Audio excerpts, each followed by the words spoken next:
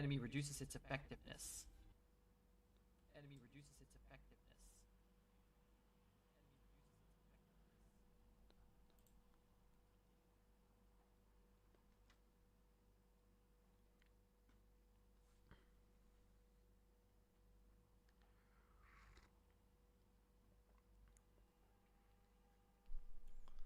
1, 2, 3. 1, 2, 3. Hopefully we hear each other's. Hopefully we hear each other's. Hopefully we hear each other's.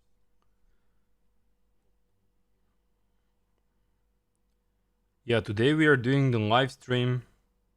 Yeah, today we are doing the live educational speedrun. Yeah, today we are doing the live educational speedrun. Educational speedrun.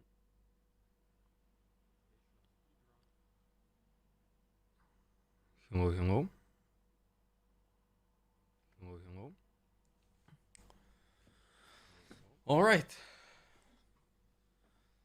All right. Let's start a game. So we are playing 10 minutes game. Let's start a game. Maybe we can even do the rapid 15 plus 10. Maybe we can even do. Let's do 15 plus 10. Let's do 15 plus 10. Let's do 15 plus 10. All right. So we are 1400 level, and we're gonna break down all ideas. 1400 level. How I think during this process and how you should think on this level. So I'll start with e4. e4 is my main opening. They usually respond with e5. I'm gonna develop my knight on f3. And now we can go for Ruy Lopez. That's something what I also play, but I'll play the Italian game, one of the most popular games. One of the most popular openings generally in chess. And now when you come to this moment, you have option for fried liver, knight g5, which is one of the most popular tricky openings. There you're gonna strike on f7. You can also play the slow Italian by playing d3 here, and then later on rely on positional play, where you usually want to regroup this knight on g3 and then slowly break the breaks in the middle. But what I'm gonna play now, I'm gonna play the Scotch Gambit, something I like really to recommend on this level, because I think this could also be a very positional but also very tactical. So they took on e5 and took on d4. What you need to know is the Scotch Gambit starts by ignoring this pawn and pushing e5, targeting this knight. So now what happens here?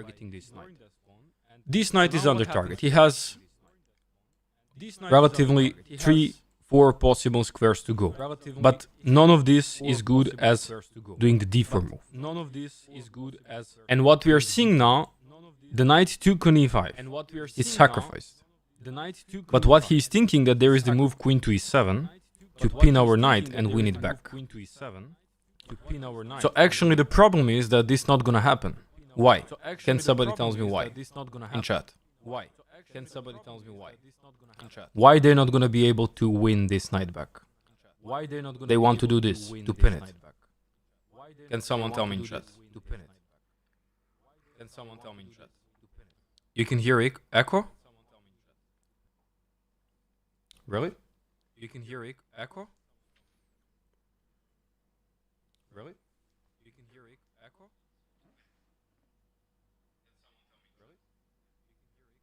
Oh yeah, you can really hear the echo. What's happening?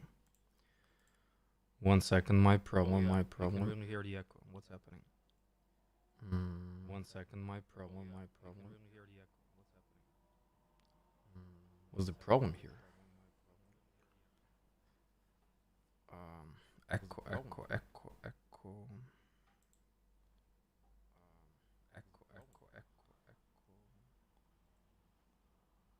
Why the echo happens? Let me see. Why the echo happens? Let me see. Why the echo happens? Let me see.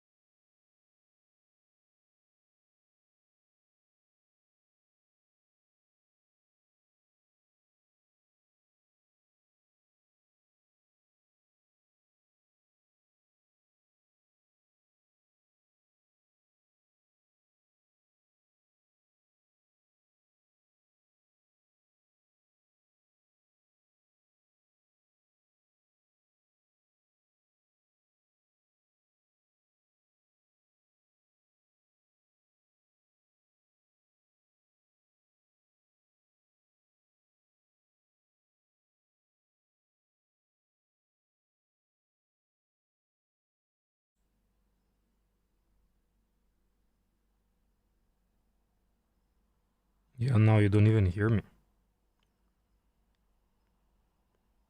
Yeah, now you don't even hear me. Yeah, now you don't even hear me. Technical issues, guys. Very sorry. Technical issues, guys. Very sorry. Technical issues, guys. Very sorry.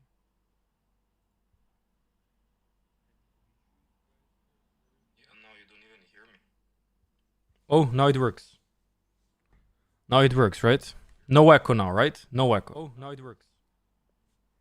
Now it works, right? No echo now, right? No echo. Oh, now it works. Now it works, right? No echo now, right? No echo.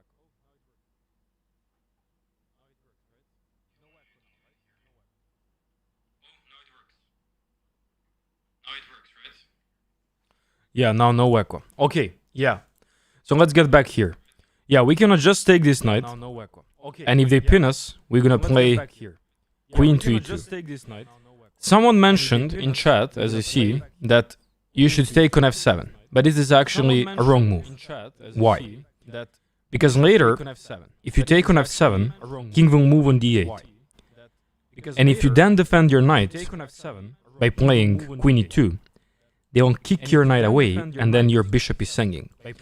Usually what is really bad is to position your bishop so much in front of your opponent's territory. What is good piece to be in your front's territory is the knight, of course. So in this case, our knight would be a good piece to be on f7, of course, but we cannot go there because we are pinned. So to resolve this pin, we are not defending the knight with a pawn, we are not defending with a bishop, we are defending it with a queen, because if they now target our knight, we can safely move the knight away because we broke the pin. That's the main point. This would be a bad move, because later on, you're gonna have so many pieces hanging in the air, and this thing is called overloading. You're gonna overload the knight of protection, the bishop, of moving back, and then even if your queen protects the knight, knight can be kicked anyway.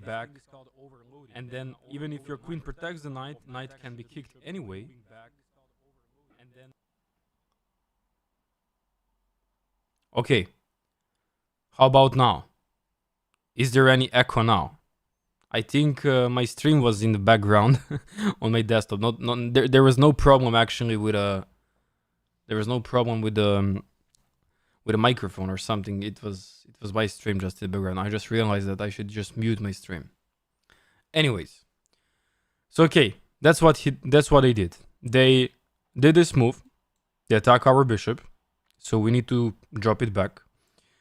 So you can go on b3, where it still pressures the d5 pawn, but later most probably they're gonna play c6, and they're gonna readjust the pawn center, and maybe our bishop is much better to stay on d3, where take control of this diagonal. And if they go for something like c5, trying to even go further to attack our bishop, we're gonna just drop the bishop back on b5, where we attack the king. Attacking the king now directly doesn't make sense, because we are just improving our opponent's position. They're gonna play c6, and they're gonna really nicely control the middle of the board. So now we are piece up. We are absolutely winning here. But of course, on this level, nothing is over. Okay, here's the thing. They played the knight on e4. That breaks the connection with our knight on e5. So we don't really want to take this knight here, because if they take back, we take back with queen, and then have again this sort of move f6. Earlier they had d6, now they have f6, and we are pinned again, so we cannot really move the knight because we lose our queen. Our queen is not protected on e4. That's really a big problem. So we're gonna just drop our knight back on f3. There is no good discovery moves. Our queen is protected, our king is safe, there is no checks. So we are safely going into this middle game. We are also attacking the pawn on d4, and we are ready for castles, followed by some knight bd2, where we're gonna challenge the knight in the middle of the board. And earlier, if you remember, I mentioned that we should give the check on b5, right? If the bishop is here, we could have the check on a4, and we could take the pawn, but now we have a chance to give one check. which is really uncomfortable for them because now if they move the king, they won't have castles. If they play bishop d7, we're gonna change the pieces. So they played king to d8. And now we can challenge the knight in the middle, that's possible. But on the other side, they have this interesting idea of harassing our bishop. And later on, our bishop won't have a nice spot where to go. So to have again nice square for our bishop, we would need to control the c4 square. So we broke the castles for them. We can now go for b3. Where after a6, our bishop comes back on d3. I mean, we could do that earlier, of course, like the moves before, here, right? We could do b3 here, but I just wanted to ruin the castles for them. So now we just drop the bishop back to d3. That's some sort of perfection, you know, when you're playing, trying to get maximum of your position. Okay, we dropped on 8 minutes because we were having technical issues for those who were not on the stream on the time. Okay, so now they defend the knight. Now they defend the knight. But they don't have castles, which is a good thing. Let me just castle myself. I want to avoid any sort of trouble with my king in the middle. And I want to put my pieces closely like this and start pressuring this knight and looking for trades. When you're better, you're looking for trades. Not to complicate even too much. So now it's obvious. They want to go here for c4 breaks. That's really obvious. What we can do about that? So what we are seeing here is that once they play c4, we can always take here, but then the pawn on d4 is hanging. So we don't really mind, actually. We don't really mind facing the move c4. We don't need to panic, because we can always take this guy on e4. That's the point. And when they take it back with a pawn or bishop, then we're going to take on d4, right? I think that's fair trade, and at the end of the day, we are getting the pawn on d4, right?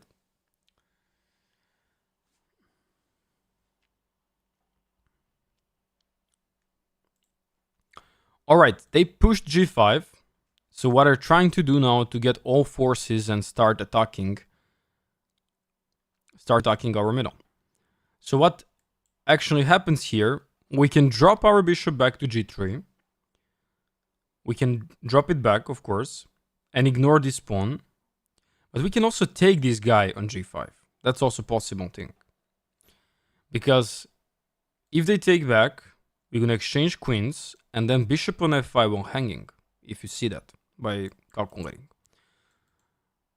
What is the downside for this take is that our g line gets open.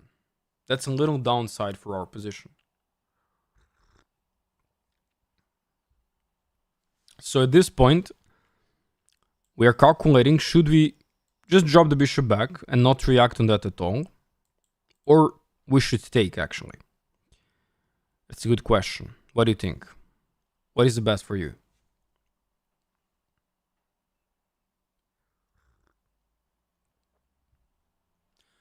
You can take the knight first. They'll take it back with pawn. And when you take on g5, they might play something like h6. So they're gonna still harass your pieces. But let's just drop our bishop back. Like, we don't wanna create any counterplay. We don't wanna allow him too much stuff here. They can take obviously in g3, but we just retake back. So yeah, he still keep harassing. Now we have some tricks here. We can go knight e5 and we can threaten knight c6. That's something what they can blunder very, very quickly, right? This blunder could happen so badly for them. But we also have to be careful to not miss something for ourselves, because position is getting really, really intense. His pawns are too much in front of our territory.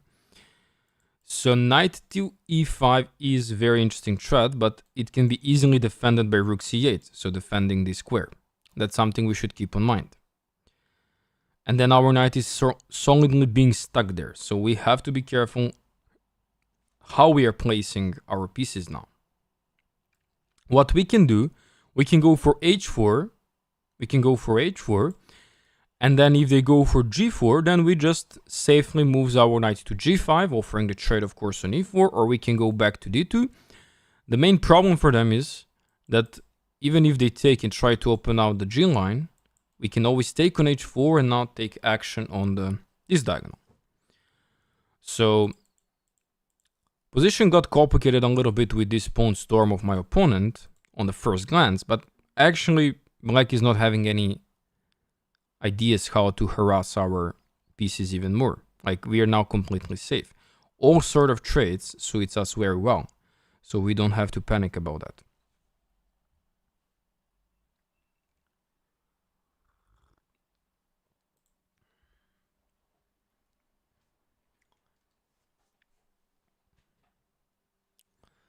Okay, they decided to take on g3, so what we can do now, we can firstly take the queen, why not? Because it's coming with check. And when they take it back, we just take on g3. So now we traded pieces. Also, the bishop is hanging, the pawn is hanging on g5. So what this calls is simplification. And you're simplifying because you're better. That's what you want. You're simplifying because you're better. And that's what we want. He take again, we take it back. So we have two knights versus this bishop and pair of rooks versus pair of rooks. So we are much better here, of course. Pawn takes on h4. We take back with our pawn, of course. Our plan now is to bring the knight to the game and followed by rook to the game. Where immediately after that, we can get some action with knight jumps and opening up our two files. That's how you use your advantage. That's how you use your power of your pieces.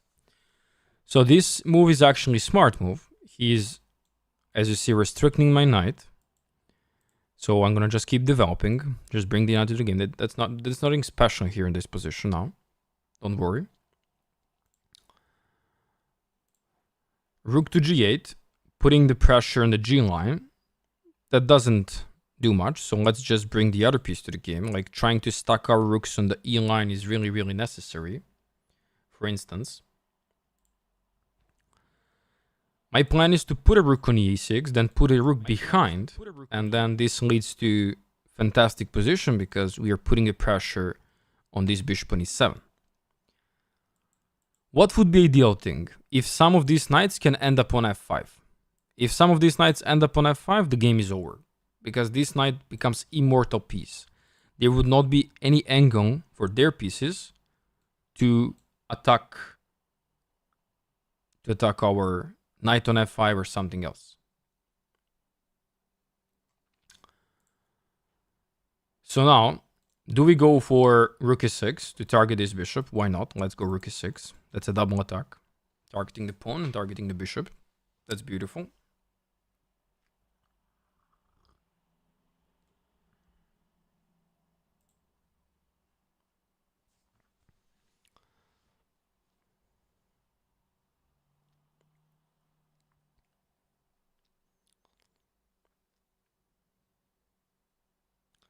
Take the knight. Can you take the knight and file your open rook? Yeah, that's you mean to take on h4 with the knight? That was also possible. Yeah, that was also possible. I just wanted to keep the tension on the g5. He punished that very well with f6, controlling the g5 square. So there is this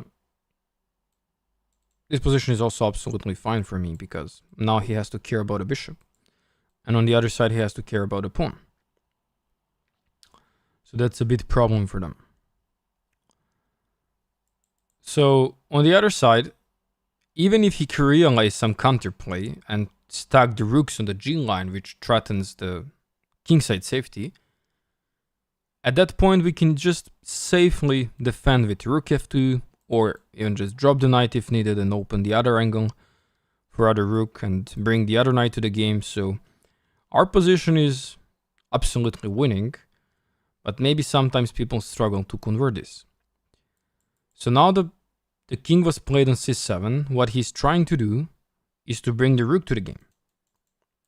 So we can take the pawn, because as I mentioned, this pawn blocks our knight to come on g5. And we are going to g5 next move, because We want to open up the line. So we want to start harassing the king on the 7th rank. So, once the game gets complicated, and once you get control over the files, and it's not enough for the pressure, you need to find the angle of attacking from the rank, from the side, from a distance, So now, since we eliminate the pawn on f6, now we plant the knight on g5, block the g line for their rooks, and already got some tactics. So now we got the ideas to make a fork. And also, we got the idea of trading the rooks, which leads to simplification, which leads to much better position for white. At this point, the game could even end earlier if he made the blunder and loses the following piece. So now I'm questioning you. How would you proceed in this position? What would you do? Do we have any tactics?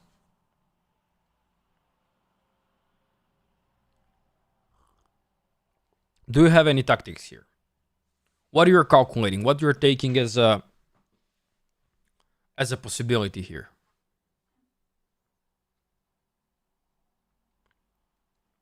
You see the pin, right? You see the pin.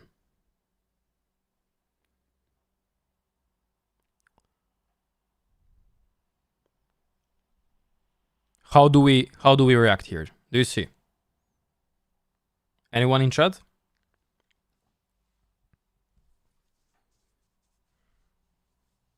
How do you take the bishop? Do you see the option to take this bishop because it's pinned? How do you increase the pressure on this bishop?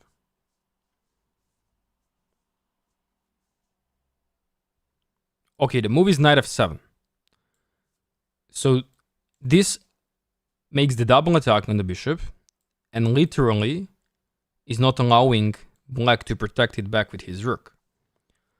So they can't go for rook d8 because our knight is covering that square. And there is no rook d7 because we just blocked the line. So the only way to save this bishop is actually to give up the rook. Now he's stacked the pair of rooks, but what we mentioned earlier, that we are always safe by just defending with rook f2, right? We are always safe by doing that. Another thing is, since they want to take on g2, we can firstly take here with check, this guy on d6, and then later defend this pawn on g2. But there is one thing that we have to be careful. If we take here with rook, they will move the king on c7, and if we defend then on f2, they might sacrifice on f7. We take it back on f7, and after they take it back on d6, we are still piece up, but we have to be aware of this sort of tactics. So we're gonna go for this check. We're gonna take this guy. That's possible, of course. Now they will play king to c7. If they're smart enough, they're gonna play king to c7 because it's always better to stay in touch with rook. And now we play rook f2. We defend our pawn. So we are 2 pieces up. To win the piece back, black needs to simplify, which also suits us. He saw that, that's smart, because the knight was only defender here, but we still have the knight in the game.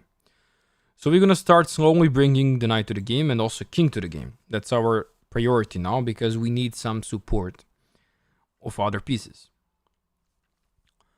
So they put a rook here. What they're trying to do is to get to the e3 square and then attack the d3 pawn. We can give one check here, just to push the king away, because king is also very strong, being closer to his pawns. Also on the other side, this pawn could fall, but our priority is actually to start pushing this guy. This guy is actually the passer. So what we are doing now, we're gonna play rook f5. So since we kick the king from the 6th rank, where he was in touch as defender over the 5th rank pawns, he needs to waste time to come back, and now we take important pawn for ourselves and start creating the pass pawn. He's generating the counterplay. Of course, this happens. Now at this point, we can do also one check here. Again, targets this king. King will slide away. And then after he slides away, we're gonna take the pawn on a6, for example, and start pushing our pawn. And now our pawn is going as a pass pawn. For this rook, it's really hard to stop this pawn, because he needs to get behind the pawn. How he will get behind the pawn? There is no way. On this check, we're going to place the king on h2. And this is not going to happen. So what he's trying to do is to get on the 8th rank to support it that way. And I guess that's something what he will do. Let's push the pawn. Let's push it again.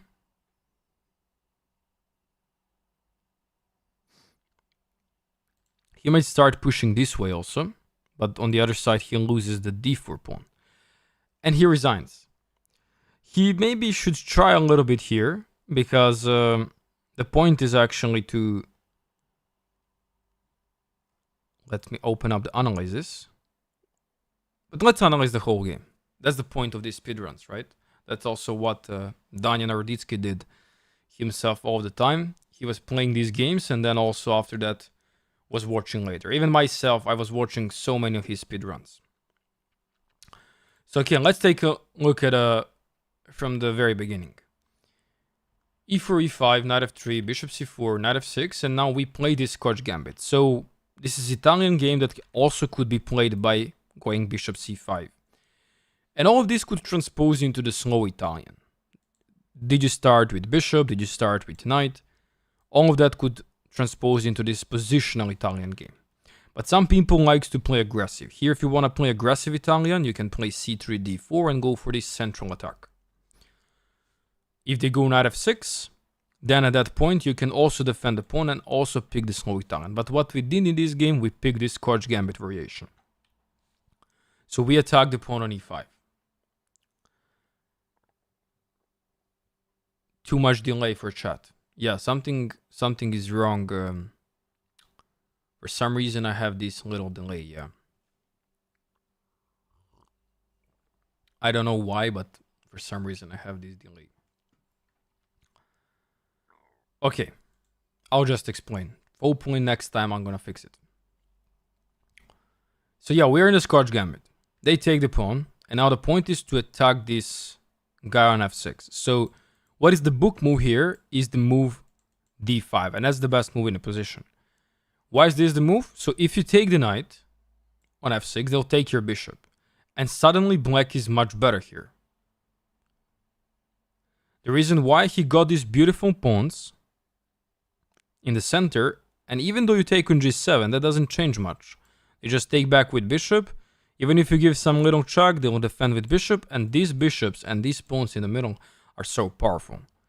Maybe black doesn't have natural short side castles, because he doesn't have pawn in front, he has a bishop, but he is absolutely safe to castle that way. Also, he can castle on the long side, so that's why black is here much better in this position. That's the reason why on d5, we are not taking the knight. We have to save our beautiful bishop, and we are going bishop to b5. That's how the Scotch gambit goes. And then after that, there is other lines. They can jump on e4, they can go on d7, depends on them.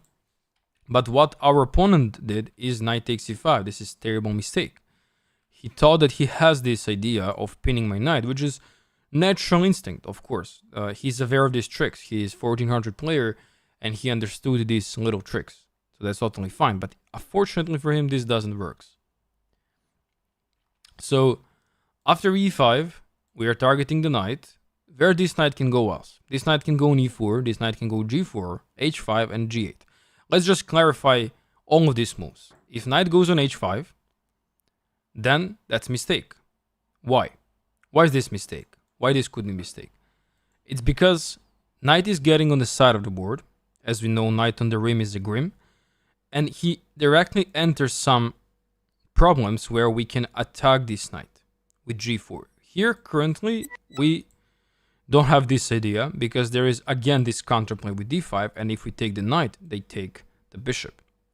And if you go for the en passant, what people consistently forget on this level is that then this creates the gap for the bishop to come back and also allows the bishop to take the pawn. So before catching this knight, we have to castle, at least. We have to be patient. There's also another option of going knight g5, where we attack on f7, together with bishop, together with knight, plus we attack knight on h5.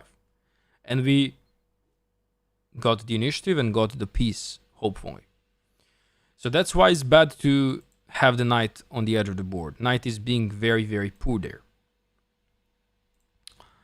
So they took on e5, and what actually happens now? We play knight takes e5, they play queen e7, and now we defend this knight with our queen. So we are totally safe. Even if they play this 6, we're gonna just move the knight back, and after the queen trade, we are piece up. So we are again much better. They played d5, which is something they should play earlier, much earlier of course. I dropped my bishop to d3. I could drop it also on b3, I can give this check on b5. And then if they go c6, yeah, we can sacrifice here, of course, we can try that. But I picked to go for the more natural instinct move, just to drop the bishop back. They played knight e4, and that's actually a smart move, because if you make the double take here, you're blundering the knight. Why you're blundering the knight? Because there is the move f6. And at that point, they're pinning our knight to the king, and that creates a trouble. So we cannot move the knight because we lose simply the queen on e4. That's the reason why after take and they take, we can firstly go for something like queen b5 check and provoke bishop d7 and all these simplification things, which leads to very nice position for white again. So okay, we didn't take the knight, we played knight f3, we dropped the knight back and now target opponent c5, where they actually defended with this move c5. So this is a very natural move, but this allows this check on b5, where now, again, we are looking for simplification because we are piece up, we are much better. At that point, after king d8, they realize that it's not good for them to simplify, but king ends up in the center. So this is actually a great story for us. On the other side, we have to be careful of harassment by these pawns. So I played here the move b3, which is, according to computer, not a best move, but what this move does, it's a very natural thing. After bishop d3, they would have here now c4, and now I'm protecting that square. It's a slow defensive move, but it protects the square. So when you're better, when you're winning, you don't really care about, you know, so much what you're doing for your position, as long as you're not blundering. Such a beautiful advice. So as long as you're not blundering, you can make even these little silly moves that create the dark square weaknesses. But on the other side, there is no way how they can use these dark square weaknesses. So after this, they played bishop to f5, they developed, we castled, and now they played b5. So now they're really threatening to go after our bishop. We can take the knight, but we don't want to readjust his pawn structure and create this strong, beautiful center for them. So what changes here now? I played bishop f4, and after c4, I'll take this guy on e4, and the point is the pawn on d4 is hanging. So before they push, they need to care about the d line. They need to care about their king on the d line and also the pawn on the d line. What then happens? They play g5. So they're ultimately attacking my king side and also trying to expose all of these pawns and put a pressure on my pieces. Which makes sense. Like, black is having a lot of space, but he doesn't have pieces to follow up with that. I played the move bishop g3. It's a miss. I should take on g5. I saw that move. But for some reason, I didn't like the move rook g8, which starts putting the pressure on my g line. So bishop g3 is totally fine move. There's nothing bad around that. They played h5. According to engine, this is a miss, but taking and simplifying now, it's pretty much the same as what happened in the game. Maybe it liked more because he will save the bishop here and try to fight in this position, where these pawns could create some problems for my knights. It's sort of restricting my position. Okay, what happened? He pushed h5, natural instinct, trying to harass and like trap my bishop. I played h4, trying to counterplay the king side. They took on g3, and now this starts simplifying in my favor, of course, because I want to trade pieces because I'm piece up. Takes, they took on d3, and now c takes d3. So in this position, we are whole minor piece up, plus we got 2 open lines for our rooks, which is amazing. So they took on h4, and now one viewer recommended to take here with knight, which was at that point slightly better practical option, because this directly allows our knight to come to f5, where we start pressuring the bishop, start pressuring the f7 pawn. It's already open for us. What is the downside is that they might have something like bishop to g5, bishop to e3, and a little bit restricting the knight on b1. So that's the point why I took with a pawn actually, and control the g5 square overall. So they played f6, and the move restricts the knight. We don't care about that. We're trying to develop the pieces. None of these moves are bad. Like, game review says that this is inaccuracy for some reason, that the better move was actually b4. b4 does the good things, of course, undermining this pawn center, trying to take this pawn later, but it's actually very hard move to make for your level. Like, the more natural instinct is to play knight b2, which is totally fine move. There is nothing bad around that. Sometimes this game review gives not great explanations. Rook g8, if you ask me, it's also not bad move. It's not inaccuracy. It's just putting the pressure on the g line, which is sort of activity for your opponent. Rook from a3-1, it says it's mistake. So we are now again having this moment that it's like a b4. Rook a1 is mistake. It's how this could be mistake to put a rook on the open line, to get an open line in the endgame. This is not a mistake. So we're going to ignore this explanation marks from chess.com game review and now completely focus on how we convert this. So we brought a rook on the e line, put a pressure on bishop, put a pressure on the pawn. And we are about to take some material back because they didn't defend the pawn on time. To defend this pawn, they could drop the bishop back, but this makes passivity, and now we can press with another rook into the game. And if they try to defend even more, now we can try to find a way of regrouping one of our knights to the f5 square. That would be actually beautiful square for our knight. That's why I thought if we can transfer the knight there, that will be game over. And there really could be game over there. So they play king c7, we took on f6, and they play rook g7. So rook g7 prepares to generally stack the rooks here and take control over the 7th rank. Finally, because we took this pawn on f6, we're gonna go knight g5, block this rook, and also prepare some tactical ideas. So you need to actually show your opponent where is your advantage. Your advantage is in the piece up, in the knights. So that's the reason you need to use them. Otherwise, if you only play with your rooks, if you're only playing with this one rook, going after the pawns, trying to collect them, not activating these pieces, you're not gonna end up anywhere. You need to show your opponent where is your advantage, to play with those pieces that you have more on the board. Some people think that, oh, you just took the piece, you took the knight, you took the rook, but you don't know how to convert later. It's because you're not playing with these pieces you have more on the board. King c6, knight f7.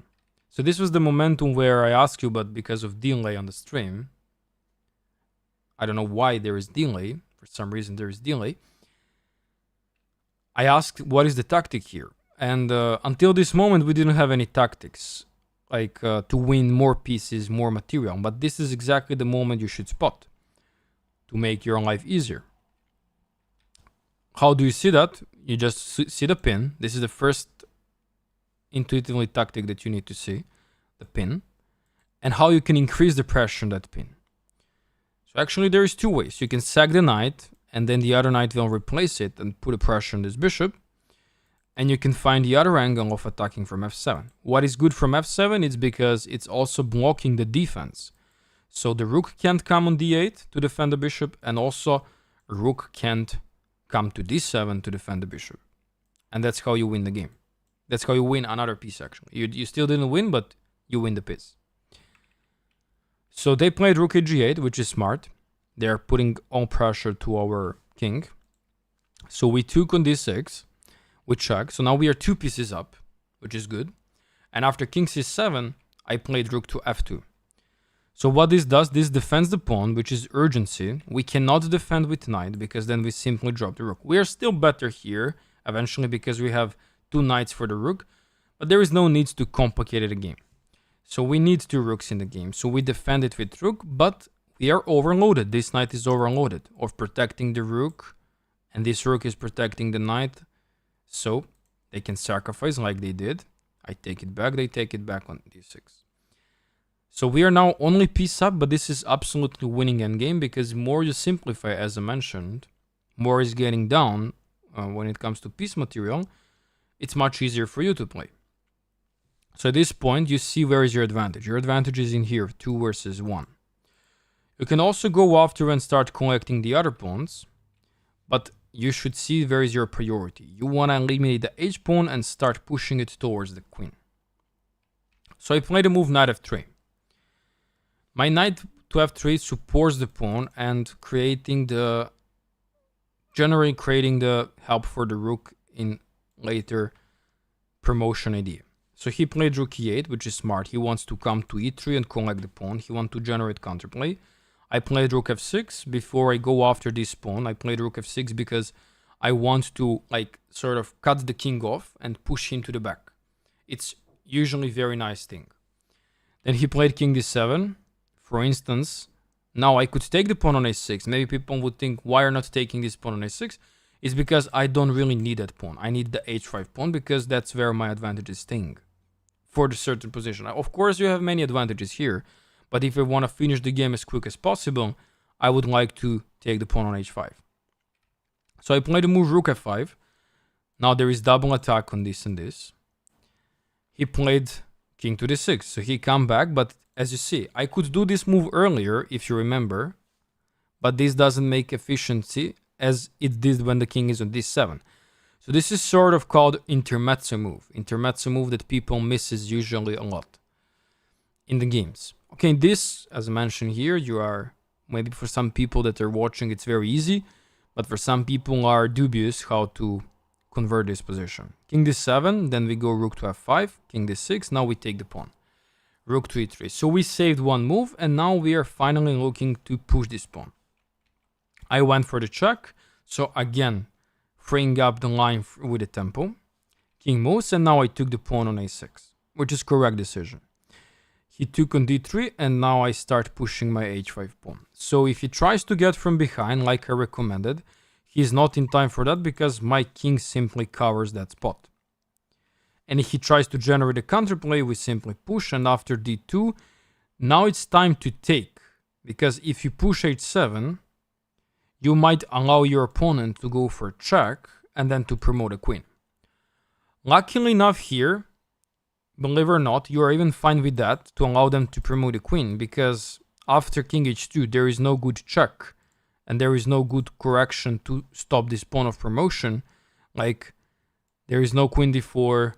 If they try queen to a1 to control that square, we're gonna have rook to h6 and simply later threaten to promote. So even in this position, we are much better. Like rook h6, queen to h8, and now something like knight h4 followed by knight h6, where we are promoting the queen again because we're gonna kick this move queen from h8. That's the reason why they played rook e3, because they want to stop the pawn by going on the 8th rank. I start pushing, and he resigns because it was really desperate for him to continue playing this. If you ask me on this level, he could try something little with his pawns. I will threaten to promote a queen. Eventually he will stop it, and now I'm gonna just bring king to the middle. Like, it's very important to bring your king because these pawns could be really danger alone against the knight. That's what is really important. Like, if you start going with your knight on h4, he'll push d2, and now you're losing the game. That's why you need your king first. Your king needs to support the pawns to stop them of pushing, and then later on you go knight h4 and you go knight h6 and you win the rook and you win the game. That's how it works.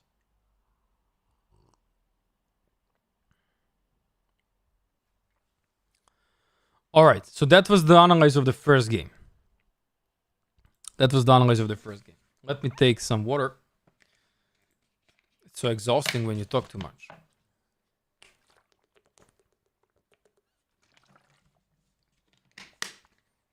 All right, let's start another game. So now we are black. Let's take a look what we get now. Okay, they played knight of 3. That usually is not happening on these levels.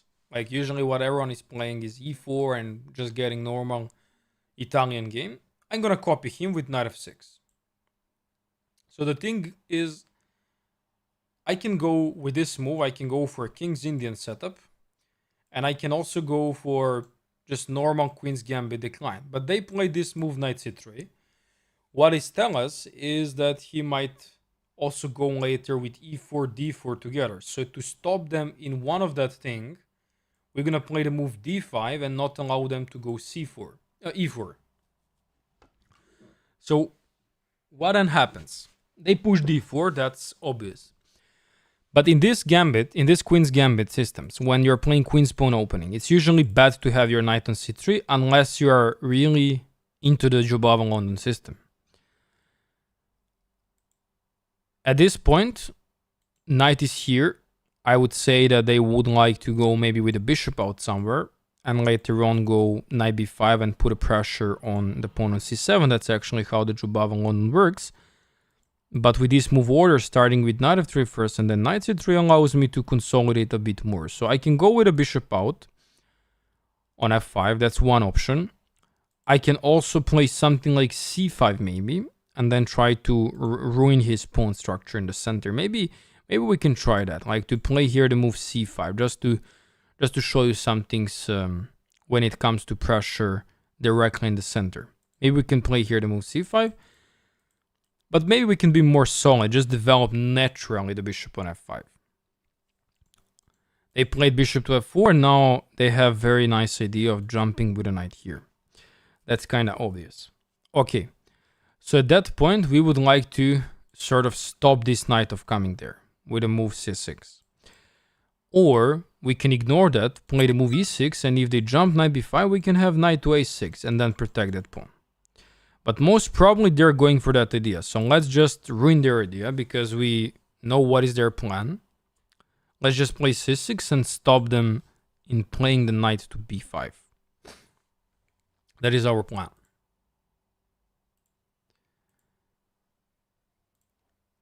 So knight is stopped. That's great. Okay, e3, trying to maybe develop the bishop on d3. That's possible, of course. Now we can play the move e6. Just simply open up and the other bishop to the game. So we would like maybe to go for b4 to pin this knight.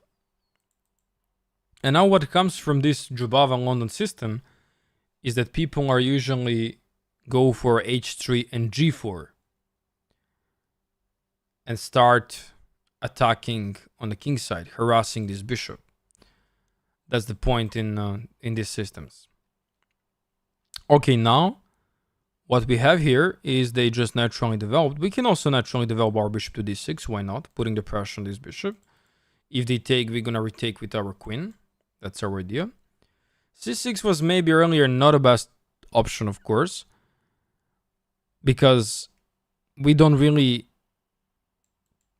get any sort of pain from this move. We can always defend the c7 with knight to a6.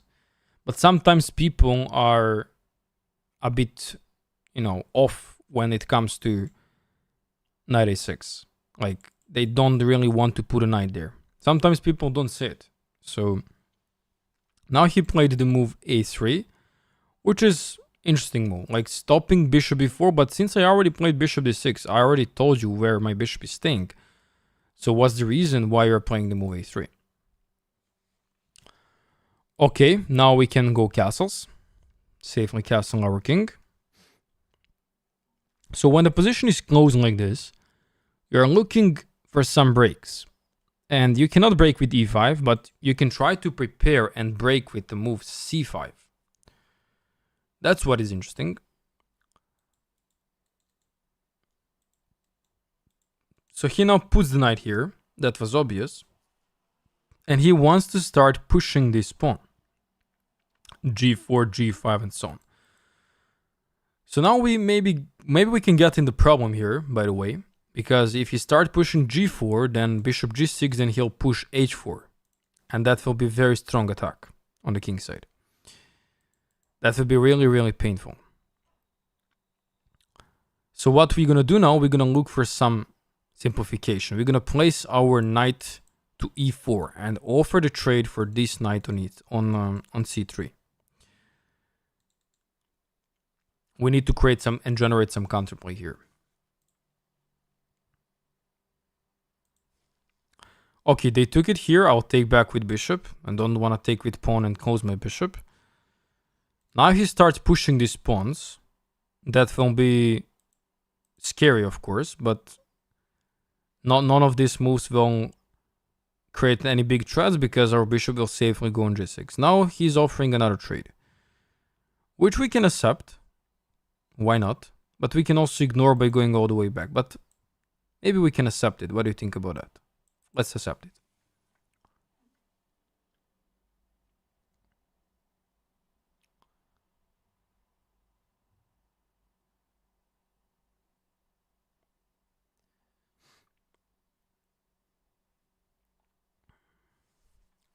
So we just took there.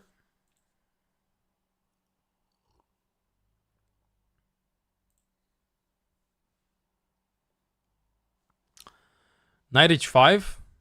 Knight h5 could be played, but I would just go something like, you mean earlier? Somewhere earlier? Knight h5 here, knight h5 here. Okay, possible, but I'll just drop my bishop back to g6. Nothing will change about that. Okay, queen took, and now what is the thing? You can try to play something like knight e7, and at some point this should blunder knight f7 here, because, you know, after take, then bishop is hanging. But at this point, the f line is open. So this is not really blundering. So we can play actually the move knight c7, but we need to be careful of the other blunder, which is knight takes e6. So knight c6 or knight f7, you need to watch out once you break the connection with your bishop. That's really important to say. At this point, I like to harass this knight. So I'll go f6. Sometimes it's not good to play this move, but since we simplified a lot, they lost the light square control with their bishop. They don't have the other knight, and it's not scary now to push f6. This knight needs to go somewhere away. So at this point, you can play the move f6. You know, there is this thing that we tell, do not push the f6 pawn because it creates a lot of weaknesses. At this point, you can, because there is no light square bishop and your king is safe currently. Okay, what happens now? I told you earlier that we have the pressure on this line. And what is the problem now here for white? The problem is that if we play the move e5 and they take it back, we take it back with the f pawn, they're suddenly pinned, right? And even if they take it twice with a knight, we take it back with a bishop, they're still pinned, they lose the piece. So that's actually a big problem for them. This is actually the move that could win the game for us. Because it's not just attacking the bishop and not allowing them to take because we are opening up the f line for a rook. It's also attacking and creating another threat. So we are making double threat with this idea.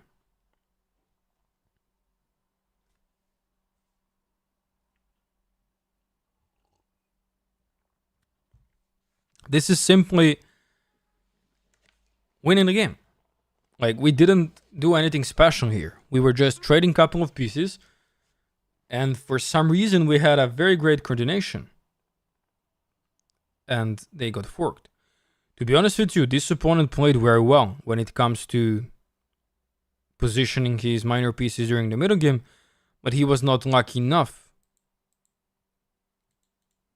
to get something out of the middle game. To be, like, let's say, more solid for the end game. Like, this trap, like, just suddenly appears. Why? Because we played naturally. We didn't go crazy with our pieces. We were having solidly reversed London system with our pieces, as you see, and that's because white chooses this opening. So white chooses to play like this. What we can do about that? We cannot go crazy here and look for any sort of gambits. Yeah, f6 is something that Bane finds gold all the time. I heard that from one of my students telling me all the time, don't play f6, don't play f6.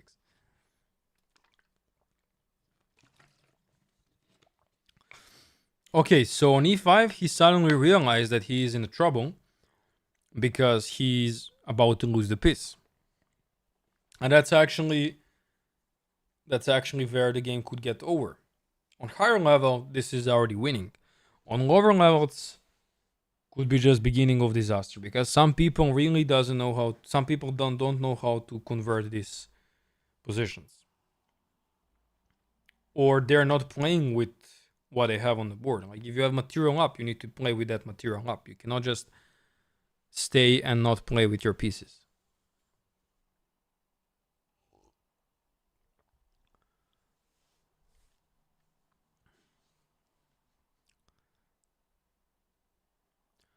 For the YouTube chat, because this is restreamed version, I'm streaming on Twitch and YouTube. YouTube chat could join the Twitch because there is no delay. There is just maybe like 2-3 seconds delay. On YouTube, there is delay for some reason. I don't know why. Why it happens on YouTube to have all the time delay. So you can join the Twitch. You have the link in the description. You can join the Twitch.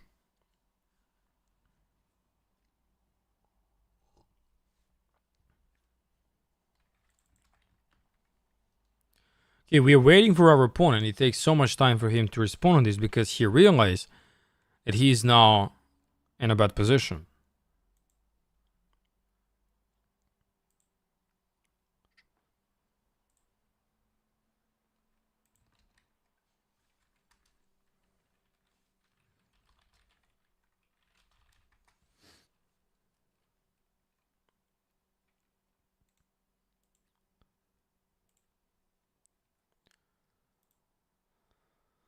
All right, so he played knight to c5.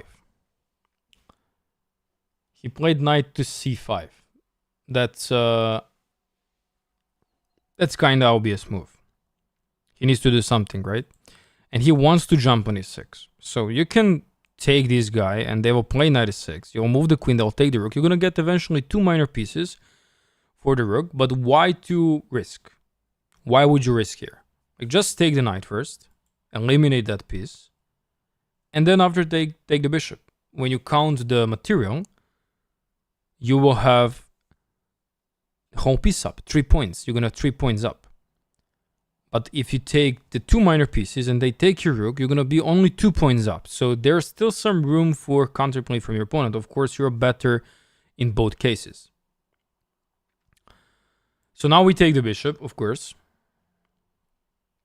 Now we take the bishop. Bishop is gone. Queen takes back. And now use your minor pieces. So develop your knight. Put a pressure on the pawn. Get it to the center. Show them your advantage. Show where you're better. Okay, they protect this guy. So what we can do now, we have many options. We are piece up, but we have many options. We can offer the queen trade from queen b8, which is of course not necessarily something we want to do. Maybe it's just better to keep the queen and accelerated the win here, because we don't want to play this game so much since we are already much better. Let's bring the knight to the middle, trying to get the rooks to the game, and maybe push some pawns in the center and get open up. That's going to be very straightforward win. This knight provides some jumps on c4. We can also drop it back on g6 if we are annoyed by this queen, but it's not a big deal. Their queen is not dangerous. Rooks are out of the game, and of course black is completely winning here. So rook d8, rook e8. Okay, they put a rook on d1, so they don't threaten anything. They just want to consolidate their piece. On the other side, we can open up the A line by going the move a5, but then this opens the option for b5, but then this drops the pawn on c5. So look at this. They have nice idea of playing b5, and if we take, they take on d5, but this drops the pawn here. So That's why they can't do that. Let's go a5, trying to open up this angle. So if you don't want to bring your rook to the middle, because there is no potential open line for now, you can try to open it from a5, where actually your rook belongs for now. They played c3, trying to defend it. So now we are taking this pawn and opening up the position. Why not? It's correcting his pawn structure, but it's putting a lot of pressure on this pawn. So what we are going to do now, we're going to stack the rooks on the A line by going rook a4 followed by rook a8. And you don't really need to do anything in the center. There is absolutely no need to do anything in the center. You can completely focus on harassing them from the A line. So they finally start targeting the center with e4. But what they're missing now is, if you remember earlier, I managed one resource that can do our knight. And that's to draw back to attack the queen, but we didn't make any purpose from that earlier, right? But now there is a big purpose, because when we go for this, what really happens, we attack the pawn on e4, and then when the queen moves, we just take that pawn. Earlier we didn't need that, of course. Now we have it as an option, and we're gonna use it because we want to simplify the game. Especially, it would be beautiful if we trade the queens, because later the game will be much easier for us to win the game. So after now queen moves from this spot, we're going to take this guy. And if they take it back, like let's say they drop the queen here, we take it back with queen, they take it, we take it. Then they don't have any more counterplay. Our position is very safe. There is no trouble for any sort of tactics. What they could get is the entrance from the D line. Now you have to be really careful. Do not take this guy with a pawn. Many people would start thinking like that. Let's take this guy here. But actually this loses the rook. So this opens the angle of check. So we have to take this guy with a pawn, with a queen. Some people would think, okay, let's not trade the queens. It's much easier for me to win with queens on the board, and let's take this guy with pawn. But this blunders the rook, because there is a fork. Earlier, of course, we should not maybe play the move rook to a4, but it's the most active move if you want to press on the A line. And we don't really mind changing the queens now. So now, if they take our queen, we're going to retake it back with our pawn.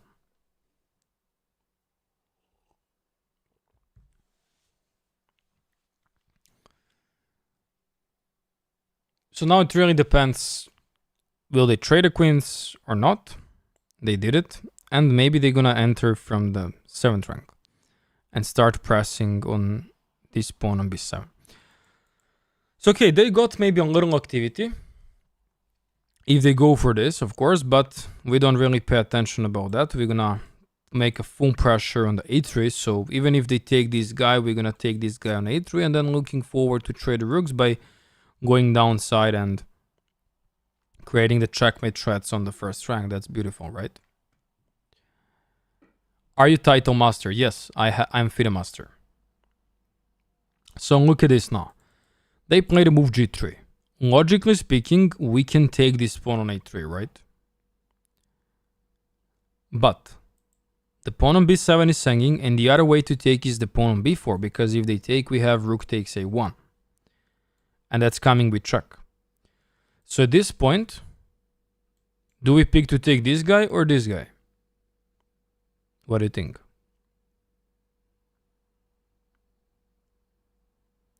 We can take this guy, and if they take, we win the rook, obviously. But by taking this guy, we are anyway getting in touch with this and simply trading the pair of rooks. Earlier on, if we take on b4, they would anyway play rook d1, and then starting like here, if we take on b4, they'll play here, and I don't have the option of trading the rooks. And okay, they can create a little counterplay, but we protect the pawn. We have to move the rook at that point, but we protect the pawn. But I wanted to simplify as much as I can. I just want to reduce his counterplay. And now I see that this rook can come back on d7 again, which makes sense. So I'm going to develop my knight on e5. stop the move coming here and creating the counterplay on my pawn, and also improve my knight. I'm gonna show them where is my advantage. So they attack my pawn and they protect their own pawn. So I'll protect my pawn with f5. Why not? It's also consolidating my structure. This knight is beautiful and coordinated, and they resigned. So okay, this was the game. Let's take an analyze of this game now. So they started with the move knight f3. I respond with knight f6. They played knight c3. So once you see that someone is not taking the center and allowing you to get a center yourself, was taking the b pawn best move? I don't know, we'll see, but many moves are winning there, of course. So you play the move d5 because you want to take control over the center. If you play here the King's Indian, you can also try that, but you're allowing your opponent to get a center, and this would now make sense. This setup would now then make sense for your opponent. Let me analyze it on a different board, like here. To not be foggy. We don't want this foggy board. So yeah, if we go here to move g6, they're gonna play e4, play bishop g7, and after d4, we're gonna play eventually this setup like Perk. This is now the Perk defense. D6, and we are in the Pierce after d6, because they didn't push c4. That would be King's Indian if c4 is on the board. But we play d5. We won't allow them this. e4, that's what they want. They wanted e4. Now they push d4, and I went for the move bishop f5. I mentioned that c5 is a very interesting move, testing move, where if they accept this pawn sacrifice, the point is for us to, for a moment, we are leaving this pawn on c5, but we get huge central control with knight c6 and then these pawns in the middle. So that makes sense, right? We're gonna extend our pawn on e5, we're gonna then retake this pawn on c5, and we got like enormous space in the middle for that one gambit pawn. I played bishop f5. I wanna make this just solid construction with my pieces. So c6 is the purpose of stopping knight b5, but even playing move e6 would not make any big problem, because if they go now to move knight b5, I can just play the move knight e6 and defend that pawn. But for some people, it's hard to play this kind of moves, and they don't like it to put the knight on the edge, but at this point is the only defensive move. Do not play something like this, because you're just losing your bishop pair. You're getting these nice pawn constructions, but you're just losing your bishop pair, and you might lose another one after the move knight h4. So that's the way how you should not develop. I played the move c6, for instance, to stop all of these kind of threats, and after e3 I played another developing move, e6. He developed the bishop on e2, maybe on d3 was better because it's challenging my bishop here, and if I take, he can take back with queen and even castles long here and start progressing like with these pawns on the king side. That's what he could do. He played bishop e2, I played bishop to d6, target a bishop on f4, looking for some trades, and I just castled at some point. He sneaked the knight on e5, and that's the momentum where he got slightly better, because now his strategy is to start pushing g4, h4 and creating a lot of threats on the king side. I played the move knight e4. For example, playing here the move knight bd7 is a logical move in terms of defense, in terms of development. But a big problem behind that is sacrifices that appears, and you immediately see that your bishop is unprotected. So even if you retake this knight, they'll take your bishop. And that's the moment where you lose your pawn and you lose your stability on the dark squares. So this dark square pawn, dark square bishop is a really important piece. That's why you don't want to lose it. This exists in the London, as you see here in the Jubava London. So be really careful how you develop your knight from d7 and where your queen is staying. You need connection with this bishop. This trap is very famous. So knight to e4 was played. I'm trying to trade some pieces. He take, and now he played a move bishop f3. The much better move was to go f3, and then after bishop g6 to start pushing h4. This gives some advantage for white because he's creating a lot of problems on me on the king side. But what he did, he played a move bishop to f3. So he attacked my bishop on e4. I actually like to trade now this bishop because I feel that my bishop on g6 is a bad piece. He also can take it and create a double pawns for the future. So here I took it back with a queen, and now I play the move f6. This is actually the moment where the problem appears a lot. Because now if he goes on g4, he also runs into some knight traps with h5. Or we can also still play the move e5. And then later go the move h5. Trapping the knight. To show some people that didn't see the game, my opponent played the move knight to d3. And then I push the move e5. So what this move creates? I'm threatening the e4, which wins the material, right? Like it's creating the fork. On the other side, if he takes on e5, we take back with f pawn. And even if this pawn is hanging, like technically, he can't take it because he's pinned. My rook is immobilizing the bishop of movement.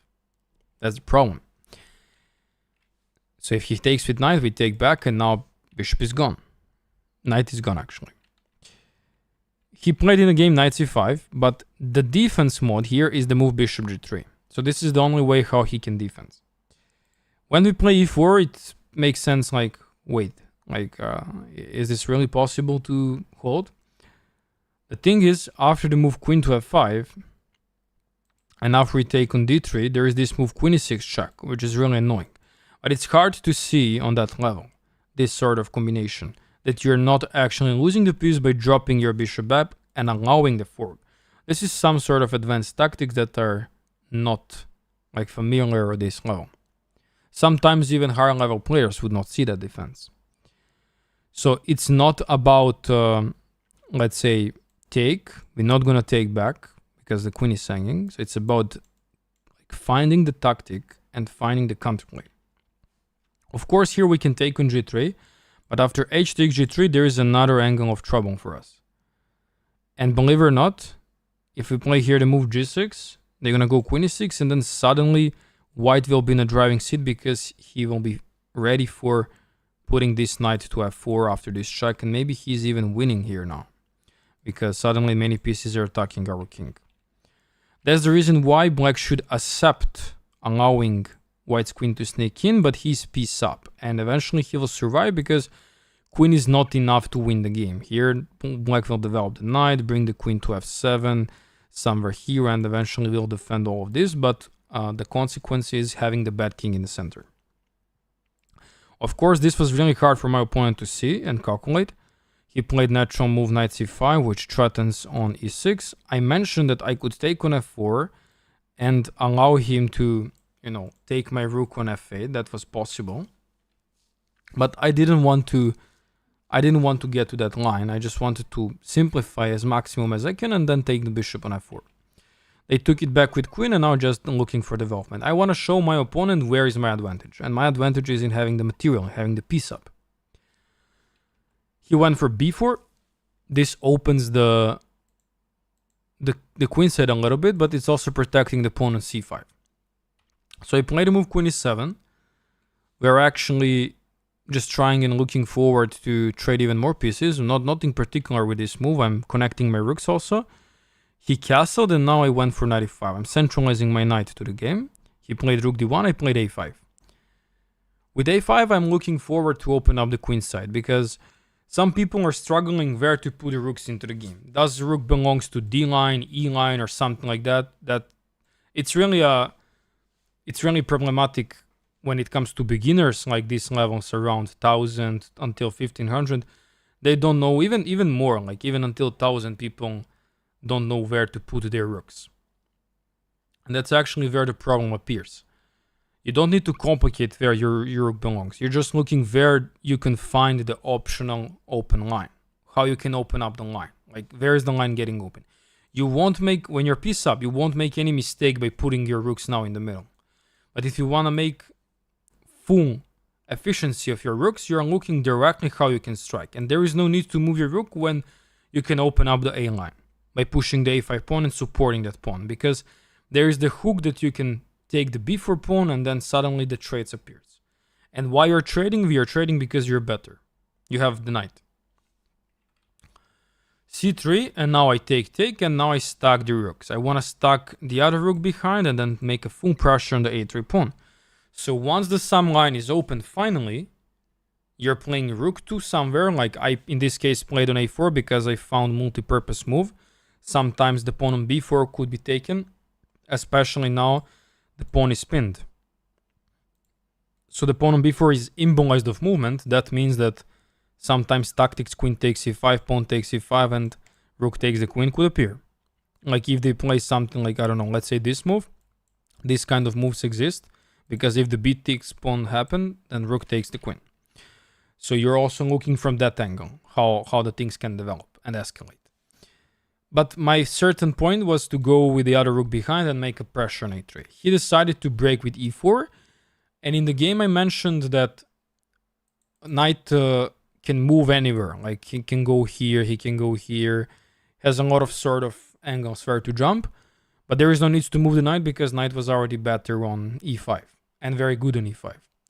So what I did here, I put the knight on g6, multi-purpose move, like attacking the queen and opening the line for my queen to actually take this pawn on e4. So now this pawn drops, and earlier on I could do that move, but there was no need for that.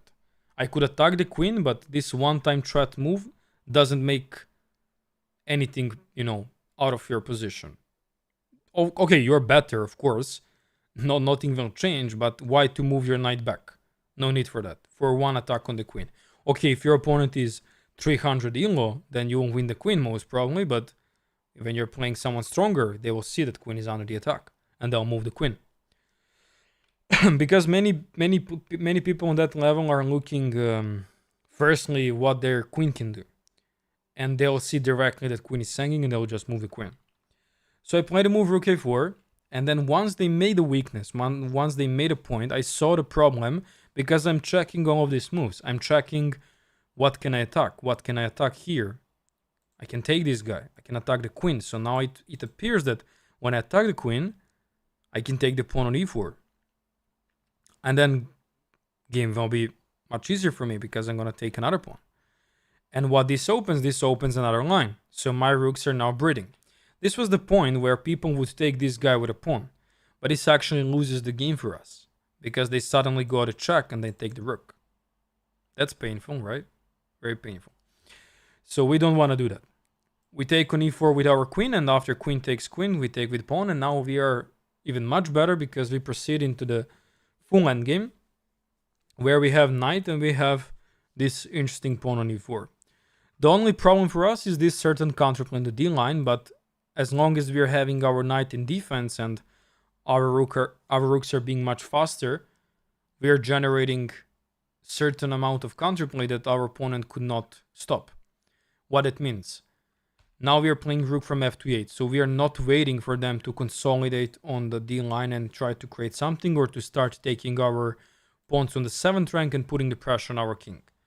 Once you take control over the line, later on you would like to take control over the 7th rank. It's not enough to just be on the line. You need the touch on the 7th rank. That's why there is this idea of rook lift, trying to rook the lift from the rank and create the angle of attack. In the middle game, not here. So they played g3 because they sense the king danger and king safety must needed here. I took on a3. I could also take the b pawn. Someone recommended in chat earlier. I mentioned that this move is also possible, but they won't take, of course, because we take the rook, and we at this point we are also protecting the b7 pawn. But what they might play is this move. And if I take now the pawn on a3, okay, they can generate some little counterplay with checks. I need to drop my knight or start walking with my king up front. Of course, I'm safe, but this is unnecessary trouble for you. Like, you want to maximize simplicity here. So you take on a3, take the rook, and after they move the rook, now you offer the rook trade. Once you trade a pair of rook, that's it, game over. Because later on, a rook is not enough to provide a trouble to your king. Two rooks can provide a trouble, create some checkmate threats and start pressing on the 7th rank. But once you trade it like this, it's definitely game over. What even I did later, I put a knight on e5 before I start attacking his pawns, because I wanted firstly to reduce all sort of counterplay from my opponent. At this point, rook cannot come on d7 because my knight is controlling this spot. My rook is controlling the last rank. And even if the rook comes to d8 later, after I attack this pawn, my king will be on f7. And again, I won't have the problems on the 7th rank just because my advantage is making a ton of control. They played here, and I played the move f5, defending the pawn, and they resigned. They could play, of course, more here, but they didn't. At this point, my rook can sneak in, start harassing the b4 pawn, be here or going around. There is even some ideas of creating the checkmate threats. I can also bring my king closer, pushing the pawns, and so on. This game is, of course, still not over, but it's going that direction. My opponent resigned. How do you think about that?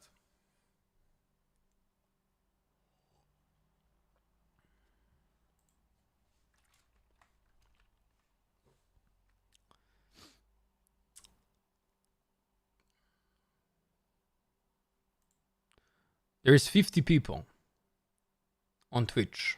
There's so much people. Never had so much people on Twitch like this. Thank you guys. I hope you enjoyed. And I hope you understand the analysis. Is there any question here?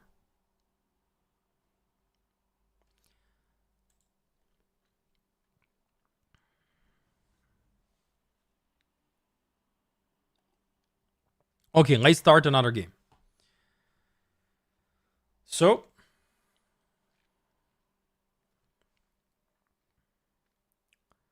okay, we are white now. And I'll play the move e4, as usual, starting with opening the center. They played Sicilian. Okay, against Sicilian, we can go for the open Sicilian, but let's now try the Alapin. Alapin is one of the very solid openings and popular openings. It's very stable on the high level. It's usually, creating a lot of drawing chances if black knows how to defense against Alapin. But on the lower levels could create a lot of problems because what people are doing is they're just trying to get a center naturally like this. And now e6 move is very possible. What we are usually facing in a higher level is the move knight f6 and d5. e6 is like sort of invitation to enter the French defense. So now once you play the move c3, the point of Alapin is to grab this beautiful pawn center. And now c takes d4 was a bad move. Does anybody know why this is a bad move? Does anybody understand why this is a bad move?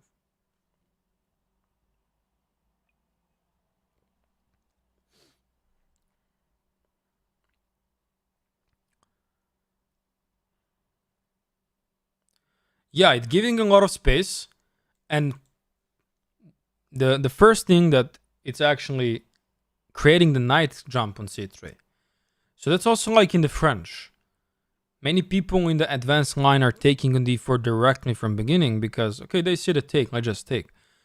But what actually we want to place the knight on c3. That's the main point in Alapin, in this Italian central attack, in all of these openings. So it creates the option for us to put a knight on c3 and defend the pawn on e4, and later on even support the central breaks. So that's the point why they shouldn't take. They should actually break with a d5. That's what they should do. Okay, now they're doing smart move. They are attacking and pinning our knight, and they're creating the threat of taking here on e4. That's smart decision. So we have two options now.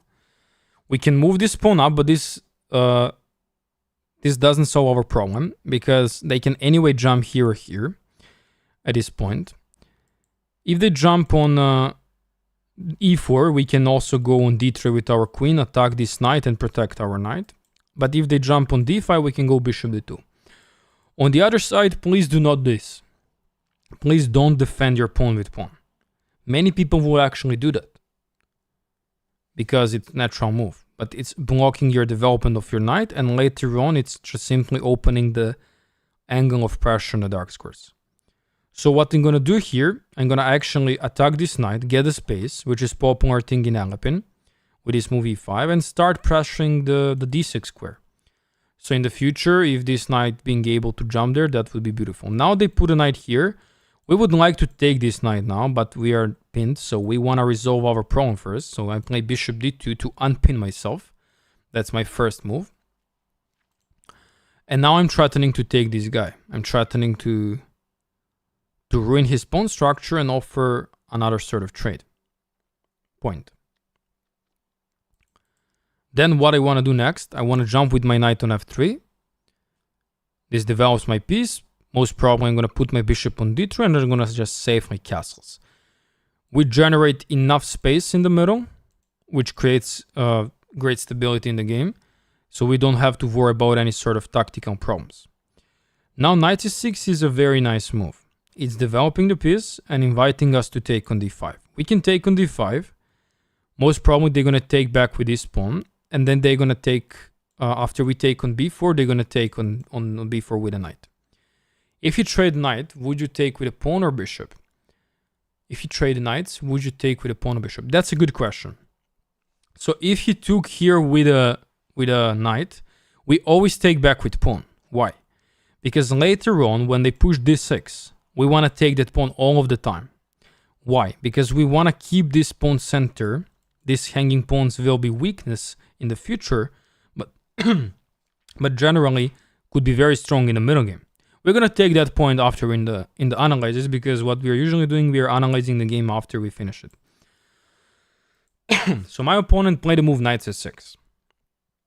And I can take this knight on d5, but I'm gonna delay it. I'm gonna develop my knight on f3, defend the pawn first.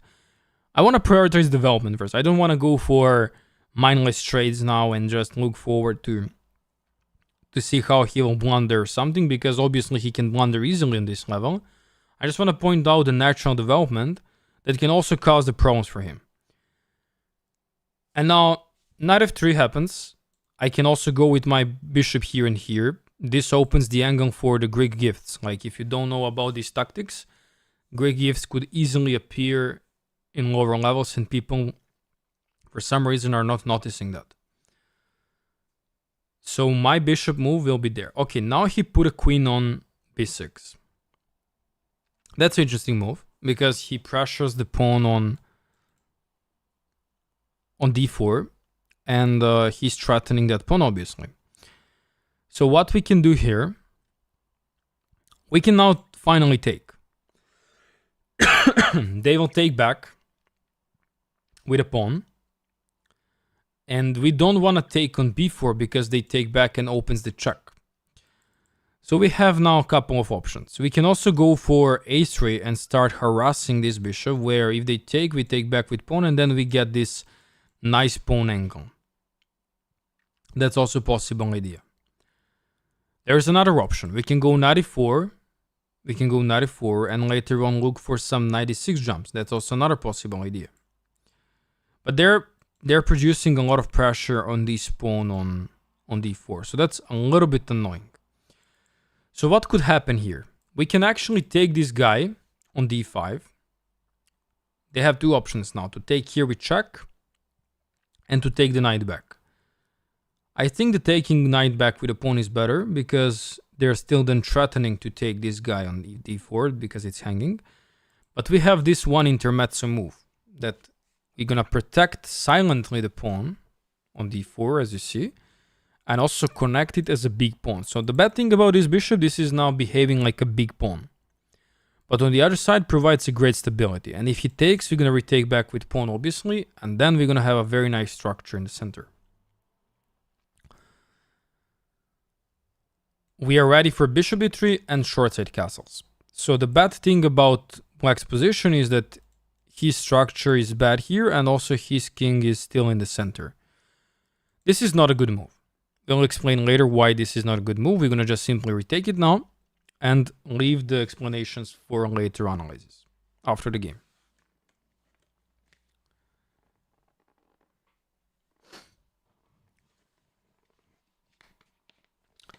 So now we have this beautiful pawn chain. And earlier one guy asked, how would you retake in this position if he took the knight with some piece? Always retake with a pawn, because why to give up your bishop? Your bishop is solely defensive piece and creating the angle of the attack.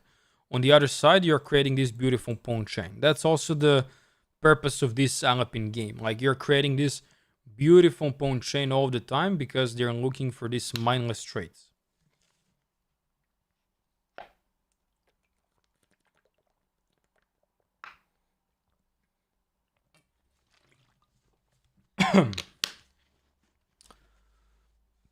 Okay. For those who don't know me, I'm FIDE Master Ilya Stanojevic, and my rating is around 2200 FIDE. On chess.com I have around 2700, 2600. So if you're wondering what is my rating, that's my rating. Nice to meet you. Okay, so now he pressures the pawn on c3, and that's an annoying move. I agree with you. Now many people would not know how to defend it, and they would panic here and maybe put a queen here and then blunder the rook. Or they would go queen c1, offer the queen trade and defend the pawn. But what is even better is to defend it with rook. Doesn't matter that you're losing the a2 pawn. You're not prioritizing the side pawns now. You're fully focusing on the central control, on your central pawns. And that's where is your advantage.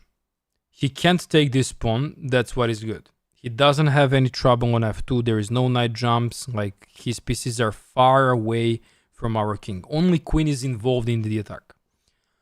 What we are doing now, we are positioning our bishop and prioritizing development, where later some sacrifices could appear on h7 if he goes castles.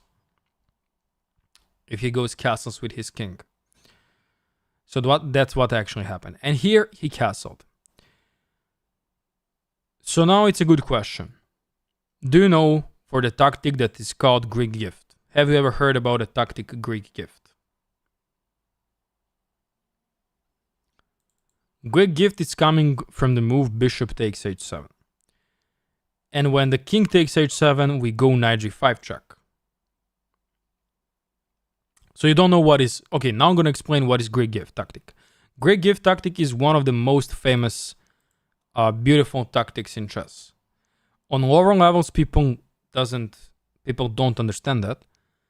Bishop takes h7, king takes h7 is the point.